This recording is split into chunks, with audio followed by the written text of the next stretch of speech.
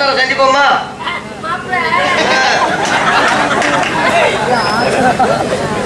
என்னையா எங்க நான் என்ன ஆளுக நீ என்ன ஆளுக? நான் புள்ள மாதிரி நீ நாய்க்கிற. அப்ப எங்க போய் என்ன அப்படி ஒரு விளையாட்டு விளையாடுறா? என்ன கிட்ட போக போறீங்க? என்னையா நொங்கு மாதிரி இருக்கு? இருக்கு நொங்கு மாதிரி இருக்கு. ஐயா உங்களை எல்லாம் இந்த திருச்சி ஜில்லையில கடையில பிடிச்சி அடைச்சு வச்சிருந்தாங்கல்ல? ஆமா திருச்சியில உங்களை பத்தி விசாரம் பண்ணா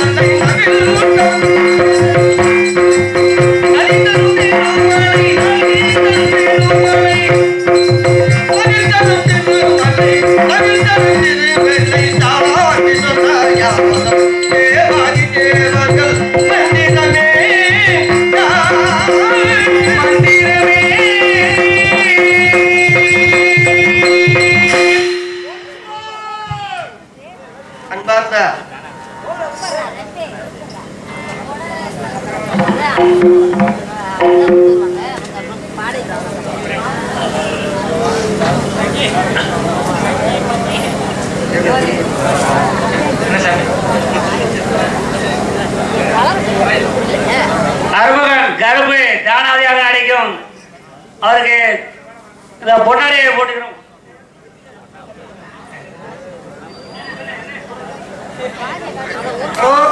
ஊராட்சி மன்ற தலைவராக பொன்னாடி போட்டி போய்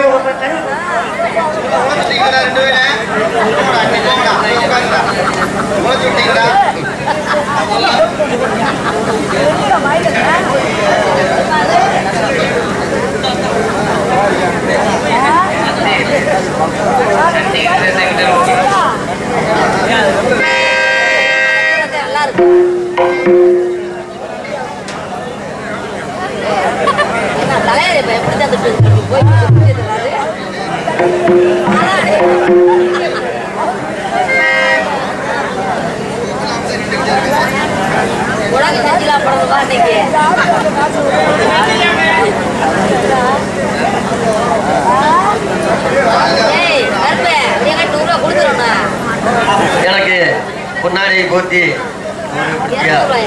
அனைவருக்கும் இந்த நேரத்தில் என் பணிவான வணக்கத்தை தெரிவித்துக் கொண்டு பாலாவி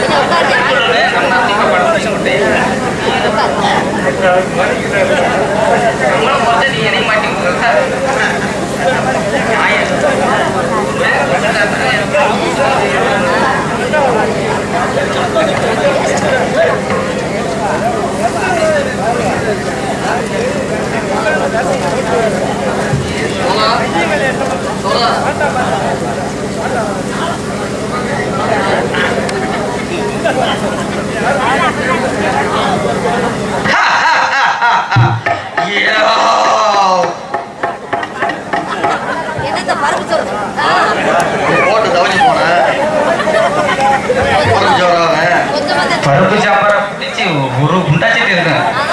சாப்பிட்டுட்டு பாருங்க ஏப்ப எப்படி பறியுதுன்னு. இன்னைக்கு கதையை விரிவா சொல்லலாம்னு ஒரு ஆசை. ஆட்டுக்கறி கோழிக்கறி அத்தனையும் சாப்பிட்டாப்ல. நீங்க ஆட்டுக்கறி கோழிக்கறி ஆட்டு முட்டை அடிக்கிறது கொத்துறது எல்லாம் நீங்க சாப்பிடுவீங்க. என்னை பத்தி இந்த ஊருக்கே தெரியும், நான் எதுவுமே சாப்பிட மாட்டேன். யார் சொன்னாலும் அவங்க நம்பவும் மாட்டாங்க. எதுக்கு என்ன தேவையில்லாம ஒரு பலி சுமக்கிறாங்க. இன்னைக்கு கதையை வந்து விரிவா சொல்லணும், என்னோட நோக்கமே அல்ல. இன்னைக்கு மலையினுடைய ஒரு காரணம் அடுத்த நடிகர்களுக்கு வாய்ப்பு இருக்கணும் இருக்கணும். கதாநாயகத்தை கொஞ்சம் சுருக்கமா சொல்லி அடுத்தவருக்கு வாய்ப்பு கொடுக்கணும். வடக்கே வடநாடு விட்டு தென்னாடு வந்தார்கள். வீரவாண்டிய கட்டாமல் ஊம தெரியும். அவர்கள் நாடு நகர பூமி மகன் தேடி கொடுத்த பிள்ளை மகன் நான் தான். பாருங்க சாம்பார் கூட வெளியேறுது. ஆமா, இருப்பனும் அன்பாக பண்பாக பாசமாக நேர்மையாக என் மன்னரோ ஆட்சி புரிந்து வந்தார். அப்படி வரும் நேரத்தில் ஒரே இனத்தவராக இருந்தவர் எட்டாவது எட்டப்பன். அவருக்கு என் இடையில் எல்கை பிரச்சனை ஒன்று இருந்து கொண்டே வந்து கொண்டே இருந்தது. இருந்தாலும் என் மன்னரை வளர்ச்சியை கண்டு அவர் கொஞ்சம் பொறாமை இருந்தது.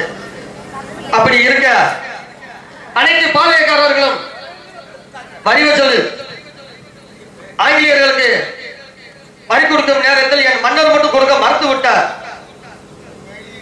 அதுவே இந்த எட்டாவது எட்டப்பன் ஆங்கிலேயர்களுக்கு தூதுவனாக இருந்தார். அப்பொழுது வீரவாண்டிய கட்டம் கட்டம் போய் நாங்க வரி கேட்டோம், அவன் படை வலித்த வைத்தியங்களை அடிக்க வரேன் என்று சொல்லி லெட்டர் எழுதி லண்டனுக்கு அனுப்பி விட்டான். அதுவே பாண்டியநகரம் அழிய முக்கிய காரணம். இருந்தும் பல இடங்களில் எங்களை மீட்டிங் என்ற பெயரில் அழைப்பு வந்தது. நாங்களும் சென்றோம். ஆனால் எங்களை பேட்டி காணவில்லை. கோயில்பட்டி சென்றோம், தூத்துக்குடி சென்றோம், எப்படி எங்கள் பேட்டி காணவில்லை. இதனாலே நானும் என் மன்னனும் மன உளைச்சலுக்கு ஆளானோம். இறுதியாக ராமலிங்க விலாசம் அங்கேயும் சென்றோம். அப்பொழுது பேட்டி காண மொத்த போது என் மன்னரை பார்த்து வரி கேட்க என் மன்னர் தெரிவித்த வண்ணம் வானம் விழுகிறது பூமி விழுகிறது, உனக்கு ஏன் கொடுக்க வேண்டும் வட்டி என்று என் மன்னர் தெரிவித்தார். சண்டாளன் துரோகன் அவன் என்ன செய்தான் தெரியுமா? என் மன்னரின் உடனே பிடிச்சு இழுத்து விட்டான். அருகாமையில் இருந்த ஊமத்தர வாண்டியரோ வாளை எடுத்து அவர் கையை துண்டு பண்ணி விட்டார். பின்பு அவர்களோட ஆங்கிலேயர்களோட உதவியோடு மூவரும் சிறை பிடிக்கப்பட்டுள்ளோம். அப்பயுமே கூட பாருங்க, இந்த வெள்ளைக்காரனுக்கு ஏன் மேல ஒரு பயம்.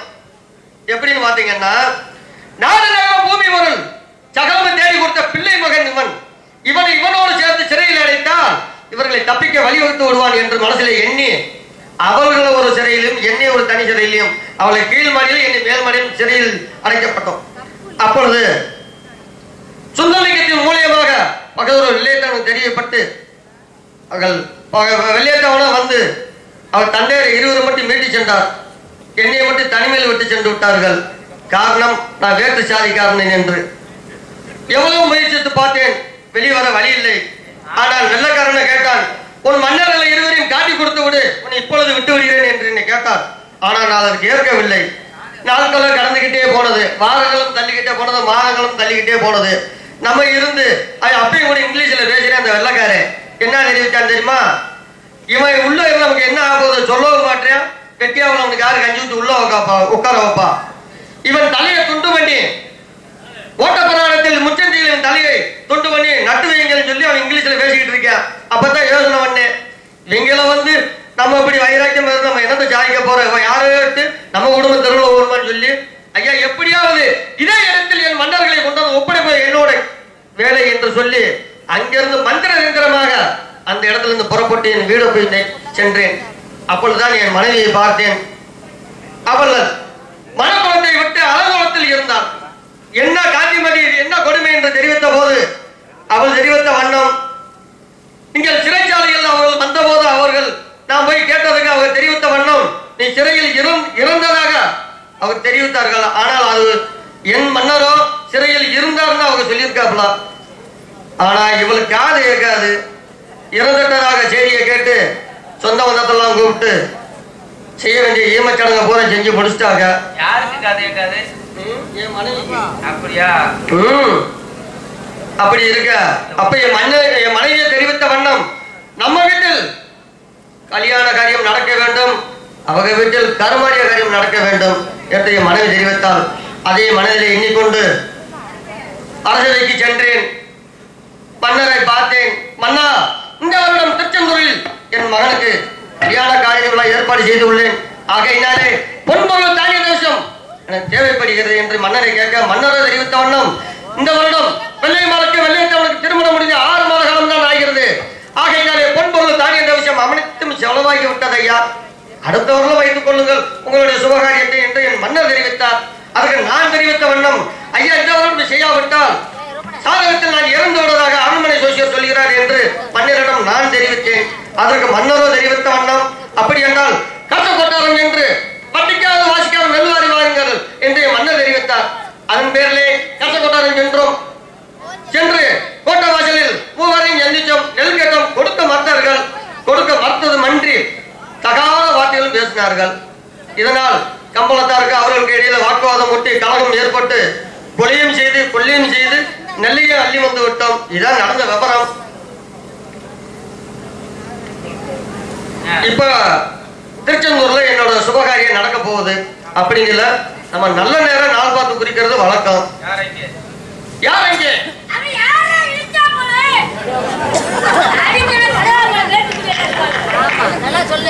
அதாவது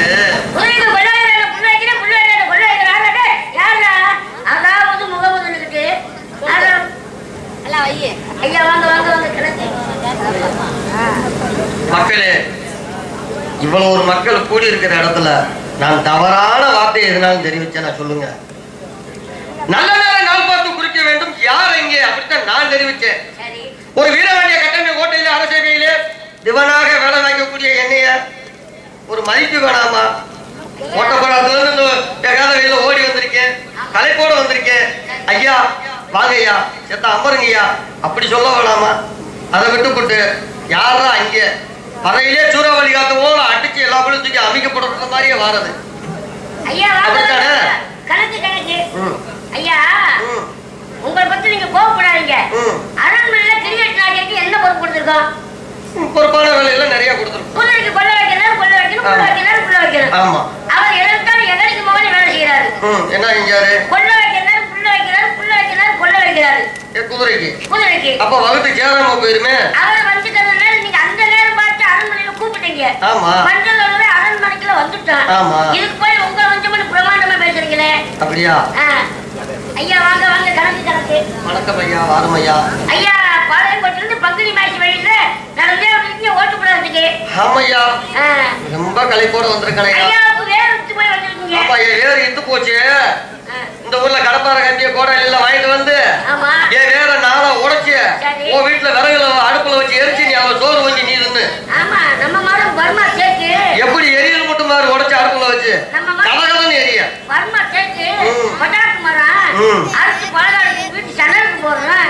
வேற எடுத்து போச்சுன்னு உனக்கு யாரியா சொன்னது? அதான் பக்கத்து வீட்டுக்காரங்க சொன்னாங்க. யாரு? நம்ம அண்ணன். எனக்கு வேற எடுத்து போனது எப்படி அவங்களுக்கு தெரியும்? முடியுமா அவருக்கு தெரிஞ்சு முடியுமானது என் வீட்டுக்காரி. அப்ப எப்படி ஓட்ட சொல்லிருப்பா? அப்படியா? சரி, அப்படி தெரியுங்க. இப்படி சேத்துல கொடுக்காதீங்களா? சேத்துல சேர்ல அப்படி உட்காரிங்களான்னு கேட்போம். சேர்ல வேணாம் ஐயா, நான் இப்படியே நின்னுக்கிறேன். ஐயா அந்த பாட்சி கூட உங்களுக்கு வருங்க. அதாவது பாளையங்கோட்டில இருந்து பங்குனி மாசி வழி நடந்து வந்தனால ஆமையா ரொம்ப களைப்போடு வந்தீங்க போல. ஆமையா, களைப்பு கொஞ்சம் காப்பி சாப்பிடுறீங்களா? வேணாம் ஐயா, என் மகன் காலனிவள திருச்செந்தூர் நடக்கல கடுமையான விரதத்துல இருக்கணையா. அப்படியா? ஆமையா, அப்ப காப்பி வேண்டாம். வேணாம் ஐயா, உங்க கருத்தாட்ட எல்லாம் நாங்க சாப்பிட மாட்டோம் ஐயா. எந்த கருத்தால எல்லாம் சாப்பிட மாட்டீங்க? ஆமையா. அப்ப ஒரு டம்ளர் பால் சாப்பிடுறீங்களா? வேணாம் ஐயா, வேணாம் ஐயா, உங்க அன்பு இருந்தாலே போதும் ஐயா. பால் வேண்டாம். வேணாம். அப்ப பழம் சாப்பிடுறீங்களா? எந்த சரி, எங்க இன்னொரு தடவை சொல்லுங்க. ஆள் இருக்க உயரத்துக்கு உனக்கு இந்த கூட்டெல்லாம் இருக்காதையா.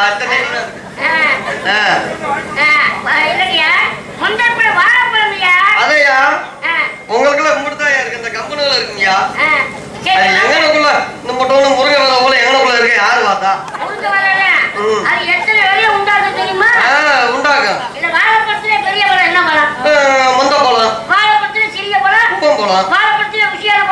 போலாம். அதான் நம்ம கூட சாப்பிடுறீங்களா? அப்ப நீங்க எங்களுக்குள்ள இந்த ஊர்ல கடை போடுங்க. இந்த ஊர்ல பழைய வியாபாரம் நல்லா ஓடும். ஆமா, நீங்க டோக்கன் வசூல் பண்ணுங்க. நான் வசூல் பண்றேன். இந்த ஊர்ல எல்லாம் வந்து பழத்தை சேல்ஸ் பண்ணுங்க. பழம் உருவாகட்டும் இந்த ஊர்ல. ஐயா, ஐயா சொல்லுங்க. பழம் சாப்பிட மாட்டீங்க. வேணாம் ஐயா. அப்ப இந்த இது சாப்பிடுங்களா? சரியா? இந்த உங்களுக்கு முறுக்கு மிச்சரு. என்ன மிச்சரு? உங்களுக்காக முறுக்கு மிச்சரியா? எந்த கம்பெனில அந்த மாதிரி ஒரு முறுக்க போறேன் சொல்லியா? முறுக்கு மிச்சரியா? முறுக்கு மிச்சரா? வேணாம் ஐயா, வேணாம். ஆரஞ்சு வேணாம் ஐயா. ஆப்பிள் எனக்கு எந்த இது வேணாம் ஐயா. அப்ப ஐயா என்ன வெத்தம் சாப்பிடுவீங்க? திருநெல்வேலி அல்வா. யார் அல்வா? திருநெல்வேலி லாலாக்கடை அல்வா. லாலாக்கடை அல்வாவா? கறி வர்க்கம், நெய் வர்க்கம். சரி. பால் பாயாசம். பால் சாப்பிடுவீங்க? பால் பாயாசம். பால் பாயாசம். சரி. இதுதானியா நான் சாப்பிடுவேன். அப்ப பால் சாப்பிடுவீங்க. பால் பாயாசம் சாப்பிடுவானியா? வேற என்னமும் சாப்பிட மாட்டீங்க? பால் வேணாம் ஐயா. பால் இப்போ நான் விரதத்துல இருக்கணையா. அப்ப பால் வேணாம். வேணாம் ஐயா. 10 பால் கூட வேணாம். எந்த பால் வேணாம் ஐயா. அது மட்டுமா அந்த கஷ்டப்பட்ட ஐயாவுக்கு எவ்வளவு வரவேற்பு? வரவேற்பு பாத்தீங்களா? எவ்வளவு மரியாதை? அவர் ஓட்டு பிள்ளைக்கு அதிபதியார் வந்து மஞ்சள் சொல்லுங்க. ஐயா வந்துடுங்க. ஐயா வாங்க. அங்க உட்காருங்களா? இப்படி இங்க உட்காருங்களா? இல்ல ஐயா அதைத்தான் சாப்பிடுறீங்களா? இல்ல இதைத்தான் சாப்பிடுறீங்களா? இல்ல அந்த இருக்கிற பழத்தை சாப்பிடுறீங்களா? இல்ல நம்மகிட்ட இருக்கிற பூவம்பழம் சாப்பிடுறீங்களா? உங்க பழத்தை சாப்பிடுங்க. எனக்கு எவ்வளவு வருவாரி? எவ்வளவு வரவேற்பு? எவ்வளவு வரவேற்பு? அடேங்கப்பா. சூப்பரா இருந்துச்சா? பண்ணல செஞ்சுப்போமா?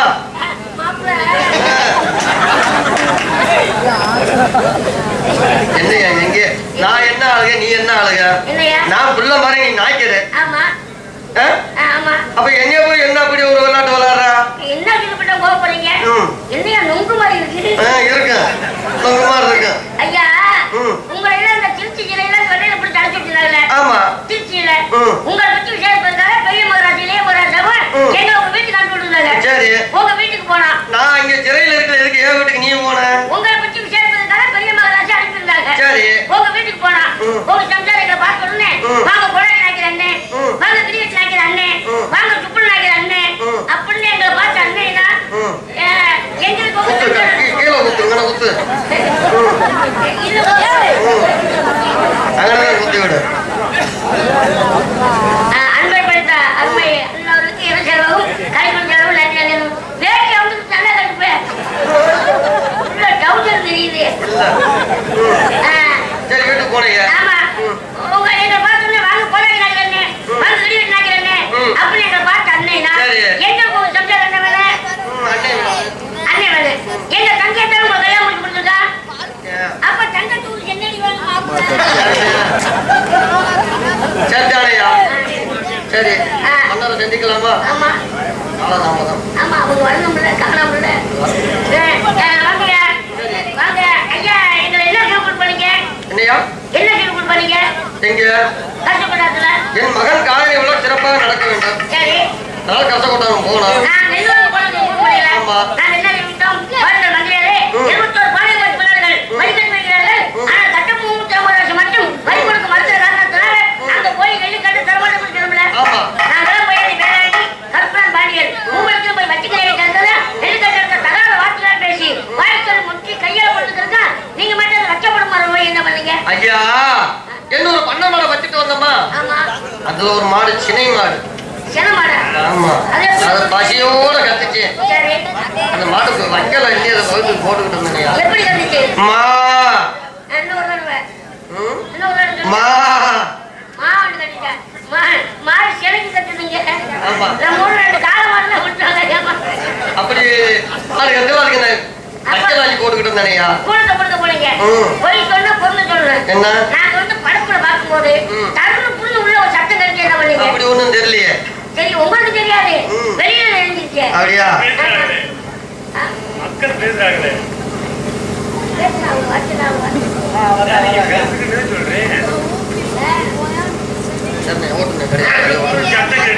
ஆமா, என்ன செஞ்சீங்க? ஐயா, நான் மாட்டுக்கு நான் வைக்கல பிடிக்க போட்டுட்டு இருந்தேன். ஆமா. அப்ப கூடத்தை கொடுக்க போறீங்க. ஆமா. அப்படி சொல்லுங்க. அதான் கூடத்தை மாடு நிக்க மாட்டேங்குது. புடி கூட மாடு கத்த போயே நான் இங்க போக வேண்டிய வேலை வந்து. அது மட்டுமா? அந்த கட்ட கொட்டாது ஐயா எவ்வளவு வரும்? அடே அப்பா. அப்பதான் அந்த கோபம் போறாங்களே பேசும்போது. எந்தக்கா? எவ்வளவு வரும் வெறுப்பு? எவ்வளவு மரியாதை? பாத்தீங்களா? அடே அப்பா. அடே அப்பா. எந்த அளவுக்கு? சிரிக்காத சின்ன பொலை.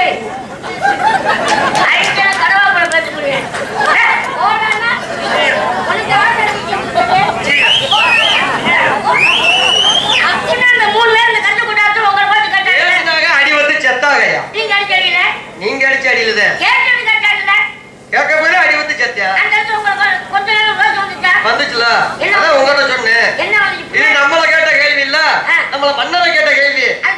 அடியான்னு சொன்னே நீ அடிச்ச. இன்னைக்கு நீ அடிச்சு அவங்க சாக பாலி இன்னைக்கு ஏன் மலையில விழுந்திருக்கு. நீங்க யாரு அடிக்க சொன்னது யாரு? நான் தான் சொன்னேன். நீ போய் அடிச்ச. ஏசுமாச அடிக்க வேணாமா? நான் தான் செய்வேன். ஒற்றை அடியில மொத்தட்டின்னு அடிச்சா எதுக்கு போனியா? பாலி ஏன் மேலையா? நான் ரேஷன் அடிச்சேன். அது ரத்தம் வந்து என்ன செய்யறது? அவர் கோபத்துல சொல்லிட்டேன். அதுக்காக சும்மா சும்மா ஒரு ஓட்டு பிள்ளைக்கு அதிபதியான மந்தியால எங்க முன்னாடி வந்து இப்படி கட்டு விட்டாங்களே. அப்ப நாங்க எடுத்து உங்களை விட்டு கொடுப்போமா? நாங்க மறுபடியும் கட்டும்ல. ஏய் ஓட திரும்ப திரும்ப கழிக்கிட்டு போற செகுல அடிச்சு புடிவேன். என்ன உடைக்கிற? உண்மை அடிச்சால மூலமுக்கு வழியாருங்க. ஏடா தொல்ல போல. ஏடா அப்ப நாங்க மூணு வேலையும் கட்ட முடியா? பேச போயிடா அடிவது. பேசுறாங்க அடிவது செத்தா இல்லாங்க நீங்க. நீங்க அடிச்சீங்க. நீங்க அடிச்சு அடியிலதே. சரிங்கயா. நடந்தாகி விட்டது. நம்ம மன்னர்கிட்ட தெரிவிச்சிருவோமா? ஆமா நடந்ததை பெரிய மகாராஜா தெரியப்படுத்தலாம். பெரிய மகாராஜா பொறுமையா இருக்காங்க. இளைய மகாராஜா ரொம்ப கோபத்துல இருக்காங்க. மகாராஜா எதிர்பார்க்க வேண்டிய ஊழங்கால சாணமும் ஆமா மகாராஜா எதிர்பார்க்கணும்.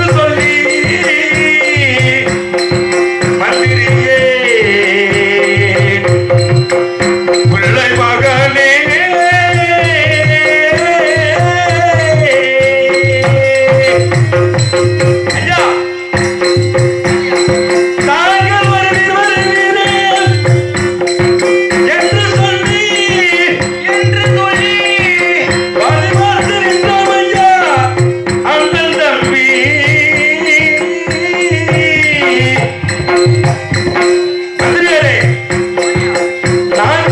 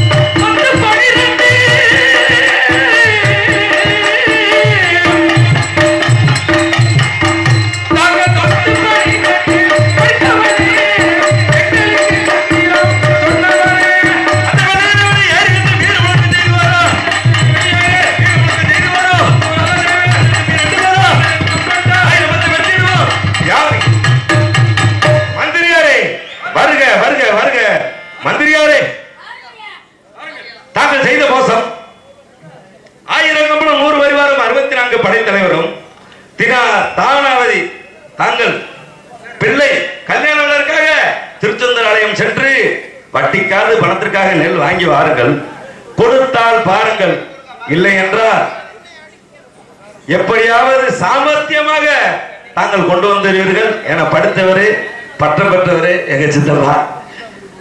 அப்படி சொன்னதுக்கு நீங்க கம்பள வீரரை ஏவி விட்டு மூவரையும் கொலை செய்ய விட்டு 136 பற்றையும் நெல்லுகளையும் கொள்ளையடித்து கொன்று குவித்து கொண்டு வந்து விட்டீர்களே முத்தப்ப நாயக்கரே. இதனால் குமுனியான் பகை வந்தால் நாம் என்ன செய்வது முத்தப்ப நாயக்கரே? மன்னரிடம் கேட்ட போது வட்டிக்காவது வாசிக்காவது கேட்டுப்பார்கள், கொடுத்தால் பார்கள், இல்லது திரும்பி வார்கள் என்று அண்ணா தெரிவித்தார். பெரிய மகாராஜா இளைய மகாராஜாவோ தாங்கள் கொடுத்தால் போருங்கள், இல்ல சாமர்த்தியமாக வென்றுவார்கள் கொன்றுவார்கள் தாங்கள் தெரிவித்தீர்கள். அதன் பேரிலே கசகொட்டாரம் சென்றோம், நெல் கேட்டோம். அப்பொழுது தகாத வார்த்தையை பேசினார்கள். அப்பொழுது கம்பள வீரர்களே, நம்மளோட யாரோடைய ஆட்கள்? வீரபாண்டிய கட்டவனுடைய ஆட்கள். நெல்லில் கேட்டதுக்கு என்ன வார்த்தை தெரிவித்தார்? நம்ம மன்னனை கேட்ட வார்த்தைக்கு சமம் இது என்று கம்பள வீரர்களிடம் சொன்னேன். எவ்வளையோ தடுத்து பார்த்தானையா, கேட்கல.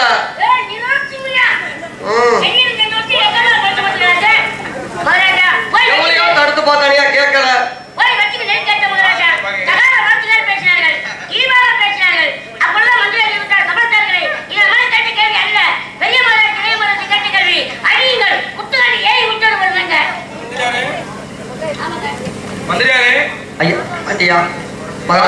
தாங்கள் படித்தவர், பட்டம் பெற்றவர், கண்டிப்பா உலகமெல்லாம் பண்பாடு தெரிஞ்சவர். தாங்களுக்கு கணக்கு பிள்ளை வேலை பார்த்து தாங்களுக்கு தான் எங்களுடைய வரலாறு கூட உங்களுக்கு தெரியும்.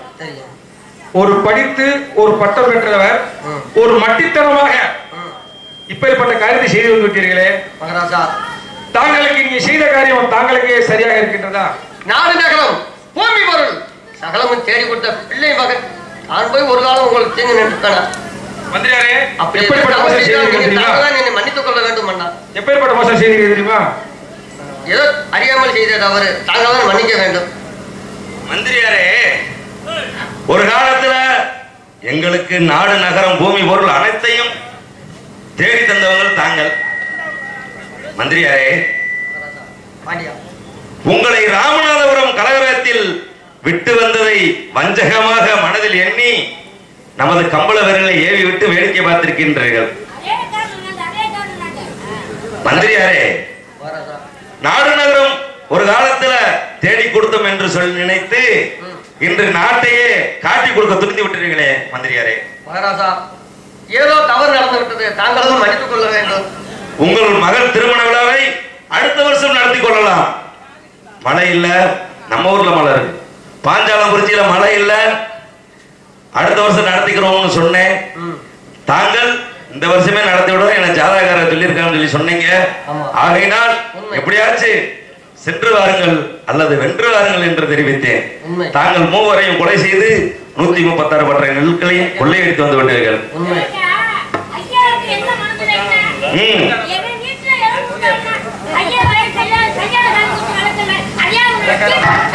அதான் நீங்க அந்த வார்த்தையை சொல்லும் போது அவர் எதுவும் பேசாம இருக்காருன்றத பார்க்கும் போது அப்படித்தான் தெரியுது. சரி, ஏதோ தவறு நடந்து விட்டது மன்னா, தாங்கள் மன்னித்துக் கொள்ள வேண்டும். நல்லது. திருமண விழாவிற்கு யாரெல்லாம் வர வேண்டும்? 1000 கப்பலம், 100 வரிவாகம், 64 படைத்தலைவர்களும், மேலும் திம்மியம்மாள் பும்மியம்மாள் பட்டத்து அரசியர்கள் அனைவரும் வர வேண்டும். இளைய மகாராஜா வர வேண்டும். தாங்கள் மட்டும் தனிமையில் இருக்க வேண்டும். நிகழ்ச்சியை எங்கு நடத்த வேண்டும்? எங்கு நடத்த வேண்டும்? என்ன வார்த்தை? 1000 கப்பலம், 100 வரிவாகம், 64 படைத்தலைவர் வர வேண்டும். அம்மியம்மாள் திம்மியம்மாள் நந்தபுரத்து பெண்கள் அனைவரும் வர வேண்டும். அத்துடன் இந்த ஊமத்துறை பாண்டியனும் வர வேண்டும். எனது அண்ணா மட்டும் கோட்டையில் தனிமையாக இருக்க வேண்டும். ஏதோ சதி திட்டம் தீர்த்திருந்தால் அப்படி ஒன்றும் இல்லை மகாராஜா. அப்படி ஏதும் நீங்க நினைத்தால் நம்ம திருச்செந்தூருக்கும் பாஞ்சாலங்குறிச்சிக்கும் 7 வெங்கல நகரங்கள் கட்டப்பட்டு உள்ளதா? ஆகையினாலே அப்படி எதுவும் ஆபத்து ஏற்பட்டால் ஒன்றை நாள் போதும் ஓடோடி வந்து விடுவோம். தாங்கள் மகன் கல்யாணம் திருச்செந்தூரில் எங்கு நடக்கின்றது? மகாராஜா, என் மகன் காதணி விழா திருச்செந்தூரில் நடக்க வேண்டும். அன்றும் இன்றும் எனது அண்ணன் வீரபாண்டிய கட்டபொம்மன் என்ற பெயரில் ஒரு மண்டபம் இருக்கின்றது. கண்டிப்பா அங்குதான் தங்கள் மகன் கல்யாணம் நடக்கின்றது. நான் வருகின்றேன். 7 வெங்கல நகராக்கள் நாங்கள் கட்டி வைத்திருக்கின்றோம். 6 கால பூஜையும் சரியாக நடக்க வேண்டும் என்பதை எனது அண்ணா தெரிஞ்சுக்கிறோம்ன்றதுக்காண்டி இருந்தாலும் ஆபத்துக்கு பாவமில்லை என்று திருச்செந்தூர்ல.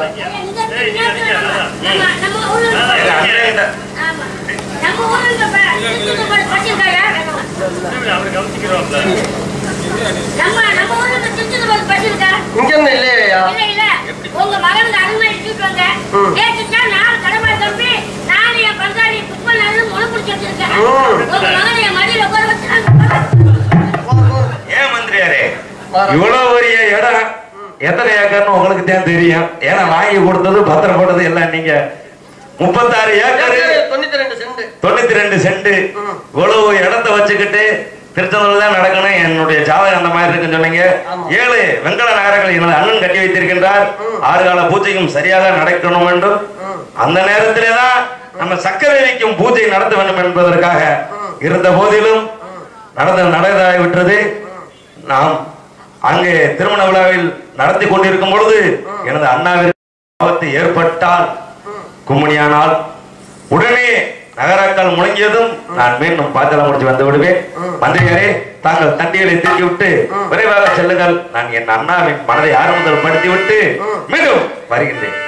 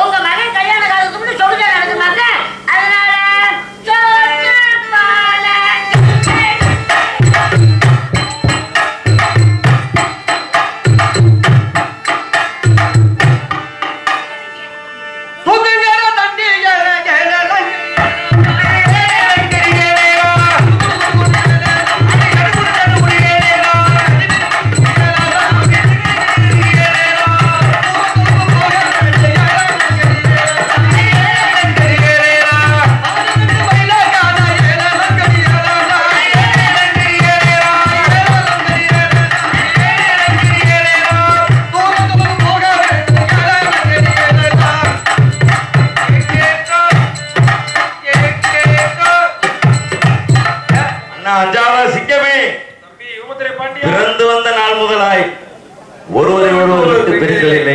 அப்பாவை பிடித்தான், தாத்தாவை பிடித்தான், எல்லாரும் அதே மாதிரி அண்ணன் தம்பிகள் இன்று பிரிவதை நினைக்கும் பொழுது உண்மையாகவே மனம் எவ்வாறு வேகப்படுகிறது தெரியுமா? தம்பி உபத்திரை பாண்டியா, 3 தலைமுறையாக ஒருவரோடு ஒரு உண்மை உண்மை உண்மை.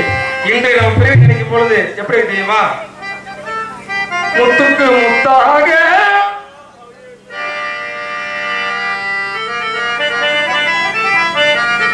முத்துக்கு முத்தாக சொத்துக்கு சொத்தாக அண்ணன் தம்பி பிறந்து வந்தோம் முன்னுக்குள் ஒன்றாக, அன்பாலை இணைந்து வந்தோம் கண்ணுக்கு கண்ணாக. முத்துக்கு முத்தாக சொத்துக்கு சொத்தாக அண்ணன் தம்பி பிறந்து வந்தோம் கண்ணுக்கு கண்ணாக, அன்பாலை இணைந்து வந்தோம் ஒன்றுக்கு ஒன்றாக.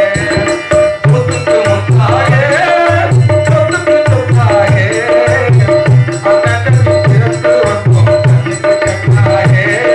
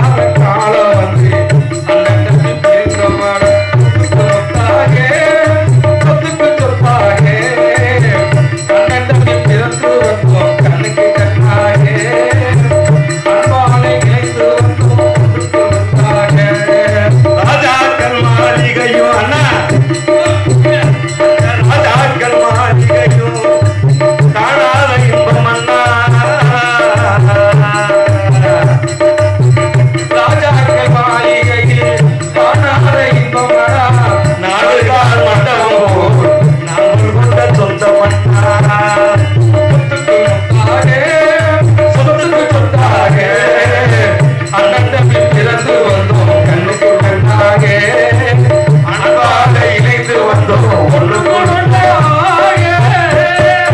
அண்ணா, காடு வேட்டைக்கு சென்றாலும் ஒருவர் விட்டு பிரிந்ததில்லை.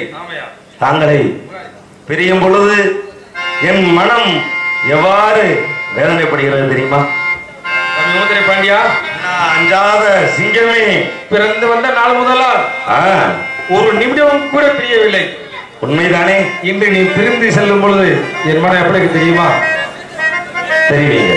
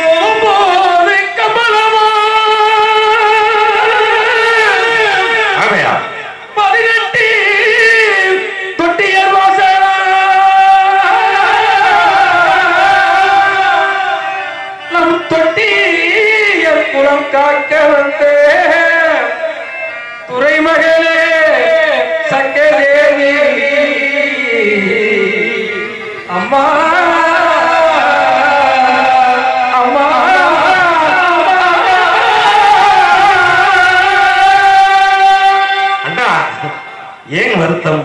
எதற்காக? உங்களை விட்டு நிரந்தரமாக பிரிகின்றேன். திருச்செந்தூரை நானே சென்று வருகிறேன். எட்டு திசையோ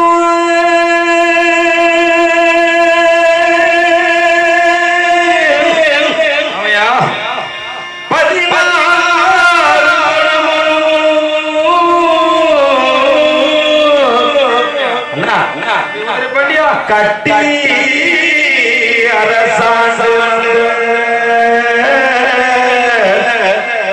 என் பிறவி அண்ணா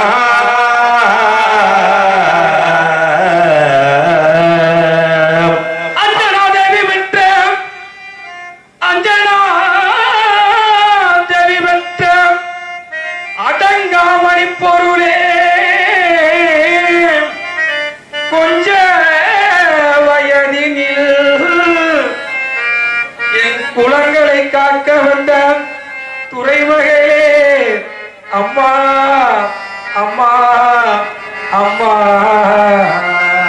அம்மா அம்மா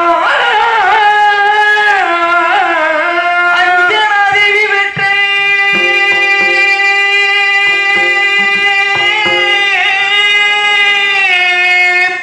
என் அஞ்சனாதேவி வெற்ற என் அடங்காமணி பொருளே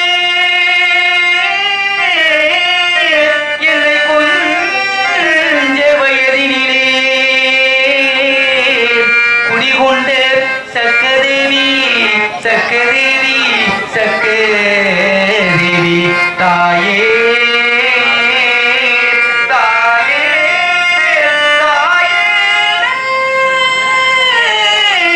தாயே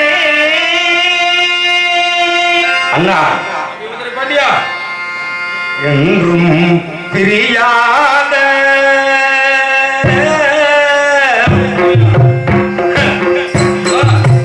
என் பிறவி பாண்டியா அண்ணா எனக்கு என்றும் பிரியாத என் பிறவி உன்னை பிரிந்து நான் என்ன செய்வேன்? உன்னை பிரிந்து நான் என்ன செய்வேன்? ஒரு நாளும் பிரியாத தம்பி